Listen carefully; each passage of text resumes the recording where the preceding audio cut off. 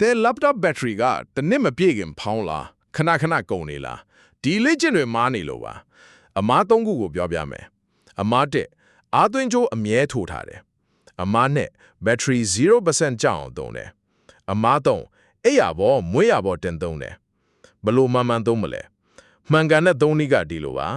ပထမ battery ကို20%ကနေ80%ကြားမှာပဲထားပါ100%အပြည့်အားမသွင်းပါနဲ့0% ကြောက်အောင်မသုံးပါနဲ့ဒုတိယ laptop ကိုအမြဲတမ်းအားသွင်းကြိုးထိုးထားရင် battery saver mode သို့မဟုတ် charge limit ကိုဖွင့်ပါ Lenovo ဆို conservation mode Asus ဆို battery health charging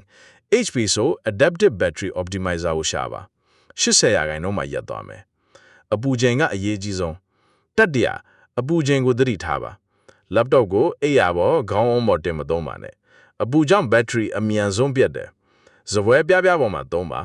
အပူချိန်35 degree Celsius ကျော်ရင် battery သက်တမ်း20ရောကြတယ်